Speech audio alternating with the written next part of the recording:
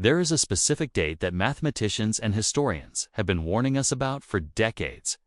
It isn't a prophecy. It isn't a conspiracy theory. It is simply the inevitable result of compound interest. That date is 2025. This year marks a terrifying milestone in American history. For the first time, the United States government will spend more money paying interest on its debt than it spends on its entire national defense. Think about what that means. We are now paying more to bankers and bondholders just to keep the lights on than we are paying to defend the country itself. When an empire reaches this point, the clock doesn't just keep ticking. It stops. There is a pattern in history that has destroyed every superpower that came before us. It happened to Rome. It happened to France. It happened to the British Empire. They all ignored the math until it was too late. And right now, the United States has walked past the final warning sign. We are no longer managing an economy. We are trapped in a mechanism known as the debt spiral. And when the spiral starts, it does not stop until the currency dies. To understand why your dollar is in danger, you don't need a degree in economics. You just need to understand one simple, brutal concept. A debt spiral is not just having a lot of debt. Most countries have debt. A spiral begins when a nation has to borrow new money just to pay the interest on the old money. It is the national equivalent of using one credit card to pay off another, then applying for a third one just to pay the minimum balance on the second. At first, it feels like free money. The party goes on. But eventually, the interest payments grow so large that they consume the entire budget. The government has to cut services, raise taxes, or the favorite option of every dying empire, print more money. This isn't a theory, it is a historical constant. We have 3 specific case studies that show us exactly how this ends. And in every single case, the collapse didn't happen because of a war. It happened because the money became worthless. Let's rewind to the first true master of the debt spiral, the Roman Empire. Rome didn't fall overnight. It was bled dry by its own currency. In the 3rd century, the Roman emperors faced a problem we would recognize today. They promised too much. They had a massive military to pay and a massive welfare state too. Feed the famous bread and circuses. But they didn't have enough gold to pay for it all. So, they cheated. They began to debase the currency. The silver denarius, the standard coin of the empire, started with 95% pure silver. But as the debt piled up, the emperors began mixing in cheap metals like copper and bronze. By the time of Emperor Claudius II, the silver content was down to 0.02%. The people weren't stupid. They realized their money was trash. Merchants demanded more coins for the same wheat. Inflation exploded. The government tried to fix it by controlling prices, which only led to shortages and black markets. Rome didn't collapse because the barbarians were too strong. Rome collapsed because its economy had been hollowed out by debt and currency manipulation. They traded their future for a few more years of comfort. Fast forward to 1789, the Kingdom of France. We are taught in school that the French Revolution was about liberty, fraternity, and starving peasants. But the spark that lit the fuse was purely financial. King Louis XVI had inherited a mountain of debt from previous wars, including funding the American Revolution. By 1788, the situation was mathematically impossible. The French government was spending 50% of its entire tax revenue just to pay the interest on the national debt. Imagine that. Half of every tax franc collected did not go to schools, roads, or the army. It went to debt service. The king had only 2 choices: default on the debt and bankrupt the elites, or tax the peasants into starvation. He chose the latter. The result was not an economic correction. It was heads rolling in the streets of Paris. The debt spiral didn't just bankrupt the nation, it destroyed the regime entirely. But the most terrifying example, and the one that looks most like our future, is the Weimar Republic in 1923. Germany was crushed by war debts. Unlike France, they didn't have a king to overthrow.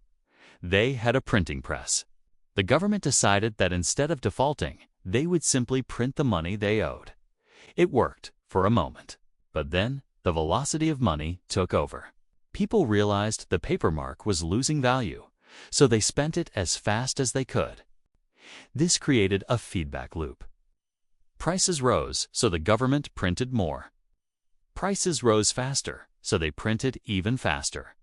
At the peak of the madness, a loaf of bread cost 200 billion marks. People burned cash for heat because it was cheaper than buying wood. The middle class was wiped out in weeks. The savings of a lifetime couldn't buy a cup of coffee. And out of that chaos and desperation, the German people were willing to listen to anyone who promised to restore order. We all know who they chose. History doesn't repeat itself, but it rhymes. When you analyze these collapses, a clear pattern emerges. Every empire walks through the same 5 stages of the debt spiral. Once you see them, you cannot unsee them. Stage 1 is the golden era. The country is productive. The currency is backed by hard assets like gold. Debt is low and the money is sound. This is America in the 1950s. Stage 2 is the bloat. The government begins to expand. They start social programs and military adventures they can't actually afford. But because the economy is strong, they can borrow money cheaply. They start putting expenses on the national credit card. This was the 1970s and 80s. Stage 3 is the turning point. This is the most dangerous phase. The debt grows faster than the economy. The government has to manipulate interest rates to keep borrowing costs down. They detach the currency from reality, like Nixon closing the gold window in 1971. Now, money is just paper-backed by promises. Stage 4 is the acceleration. This is where the spiral becomes visible. Crises hit, like 2008 or 2020. The government responds by printing trillions of dollars instantly. The debt goes vertical. Interest payments begin to eat the budget alive. And finally, Stage 5, the event horizon. This is the moment confidence breaks. The world realizes the debt can never be paid back in real value. The currency collapses and the system resets. So, where are we today? Look at the data. It is undeniable. The United States is currently deep in Stage 4. We are $34 trillion in debt. That number is so big, it is meaningless to the human brain. But here is a number you can understand. Every single American taxpayer now owes a share of debt that they can never repay in their lifetime. For 40 years, interest rates were falling, which allowed the government to borrow massive amounts of money for free. It was the biggest financial bubble in history, but that bubble has popped. The Federal Reserve raised rates to fight inflation, and in doing so, they triggered the math of the spiral. Remember France in 1788? They spent 50% of their budget on interest. Today, the U.S. is rapidly approaching the point where interest payments are the single largest item in the federal budget, bigger than the military, bigger than Medicare. We are seeing the same symptoms as Rome. We have debased our currency. The dollar has lost 98% of its purchasing power since the Federal Reserve was created. We are seeing the same symptoms as Weimar. The money supply exploded by 40% in just 2 years during the pandemic. And just like every empire before us, our leaders are telling us everything is fine. They talk about a soft landing. They talk about managing the deficit. But you cannot manage an avalanche. You can only get out of the way. We have to ask the uncomfortable question: what happens next? If history is our guide, there are only 2 ways out of a debt spiral of this magnitude. Option 1 is a hard default. The government simply says, we aren't paying.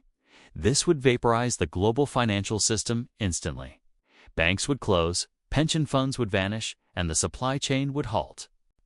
It is the scenario of total chaos. No politician will ever choose this willingly. That leaves option 2. The option Rome chose. The option Weimar chose. They will print the money. They will sacrifice the value of the dollar to save the government.